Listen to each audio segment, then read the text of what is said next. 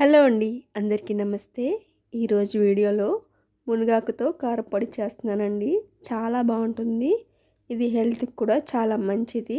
మీరు కూడా తప్పకుండా ట్రై చేయండి. ఇప్పుడు మునగాకు కారపొడి ఎలా చేసుకోవాలో చూద్దామండి.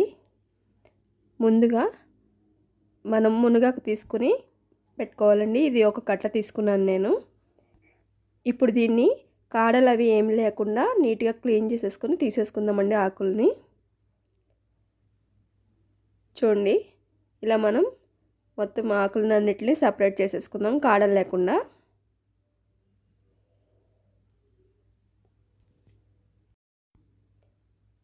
చూడండి, ఇలా తీసుకున్న తర్వాత దీన్ని నీట్గా 2-3 సార్లు నీట్గా కడిగేసుకొని ఫ్యాన్ గాలికి ఆరబెట్టుకోవాలండి, తడి లేకుండా.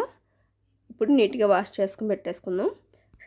తర్వాత మనం కారపొడి చేసుకోవడానికి కావాల్సినవి తీసి పెట్టుకుందామండి. ముందుగా ఎండుమిర్చి తీసుకుంటున్నాను నేను. ఒక 100 గ్రామ్స్ వరకు తీసుకున్నాను నేను. కారం ఎంత వేసుకోగలిగితే అంత వేసుకోవచ్చు. అలాగే చింతపండు ఒక నిమ్మకాయ సైజ్ అంతా, 3 వెల్లుల్లిపాయలు పొట్టు తీసుకుని పెట్టుకోవాలి. ఇలా మొత్తం పొట్టు తీసుకుని ఒలిచేసుకుని పెట్టుకోవాలండి.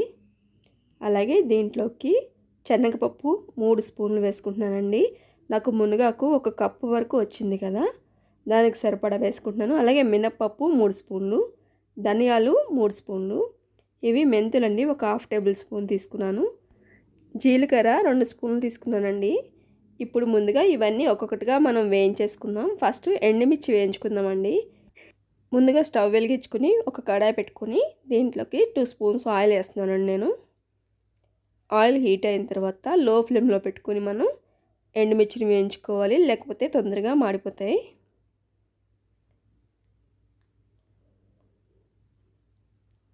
ఇలా స్లోగా లో ఫ్లేమ్లో పెట్టి వేయించుకొని తీసేసుకుందాం పక్కకి. చూడండి, ఈ కలర్ వచ్చినాయి కదా, ఇప్పుడు పక్కకి తీసేసుకుంటున్నాను. అలానే మిగతాయి కూడా మనం వేయించి తీసేసుకుందామండి.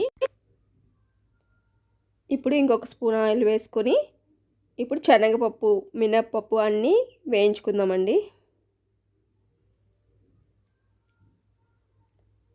స్టవ్ లో ఫ్లేమ్లో పెట్టుకుని మనం వేయించుకోవాలి. చూడండి, ఇలా వేగిన తర్వాత మనం ధనియాలు, మెంతులు కూడా వేసేసుకుందాం. ఇలా ఒకసారి వేయించుకున్నాక మనం జీలకర్ర వేసుకుందామండి. ఇప్పుడు జీలకర్ర వేసుకుంటున్నాను నేను. జీలకర్ర వేసుకున్నాక 1 నిమిషం పాటు వేగనివ్వాలండి. ఇలా వేగనిచ్చిన తర్వాత దీనిలోకి మనం తీసుకున్న చింతపండు వేసేసుకుందాం. చింతపండు కూడా ఈ పప్పులతో పాటు ఫ్రై అయిపోవాలి మనకి. అలా అయితేనే మనకి పొడి చేసుకున్నప్పుడు చింతపండు కూడా పొడి అయిపోవాలి కదా, బాగా ఫ్రై అవుతేనే మంచిగా పౌడర్ అవుతుందండి మనకి. ఇప్పుడు ఇలా వేగిన తర్వాత దీంట్లోకి ఒక 1/2 టేబుల్ స్పూన్ పసుపు, అలాగే ఒక 1/2 టేబుల్ స్పూన్ ఇంగువ కూడా వేసేసుకోవాలి ఇప్పుడే. ఇలా 1 సెకండ్ నుంచి మనం ఈ పక్కకు తీసేసుకుందామండి. అలాగే ఈ మునగాకు నీట్గా కడుక్కుని ఆరబెట్టేసుకున్నానండి, తడి లేకుండా. చూసారు కదా ఎంత పొడి పొడిగా ఉందో. ఫ్యాన్ గాలికి ఆరబెట్టేసుకున్నాను నేను. ఇప్పుడు దీన్ని కూడా అదే ప్యాన్లో ఒక 2 స్పూన్స్ ఆయిల్ వేసి వేయించుకోవాలి మనం మునగాకుని. బాగా డ్రైగా అయ్యేంత వరకు వేయించేసుకోవాలండి.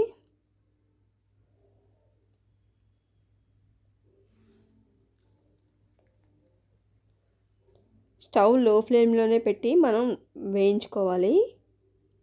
చూడండి, దగ్గరగా అయిపోయింది కదా, దీన్ని బాగా క్రిస్పీగా అయిపోవాలి మొత్తం. కలుపుతూనే ఉంటే మనకి అతుక్కోకుండా బాగా వస్తుందండి.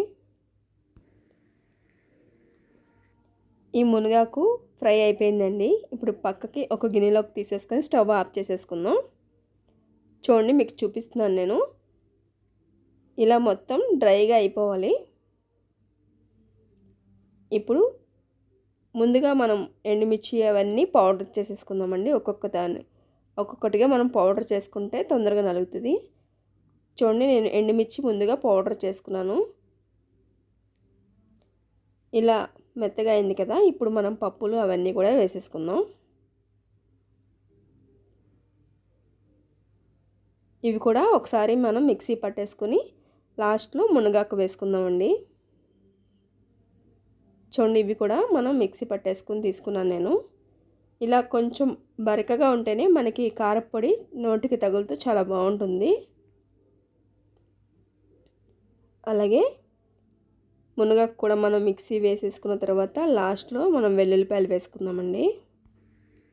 ఇప్పుడు వెల్లుల్లిపాయలు పేస్ట్ చేసుకోవాలండి. ఈ పేస్ట్ చేసుకున్న తర్వాత మనం ముందుగా చేసి పెట్టుకున్న మునగాకు పౌడర్లో వేసేసుకొని ఇంకొకసారి మనం మిక్సీ పట్టేసుకుందాం. ఇప్పుడే సాల్ట్ కూడా వేసేసుకోవాలి. టేస్ట్కి సరిపడా చూసుకుని మిక్సీ వేసేసుకుంటే రెడీ అయిపోతుందండి. చూసారు కదా, మునగాకు కారపొడి రెడీ అయిపోయిందండి. చాలా ఈజీగా చేసుకోవచ్చు.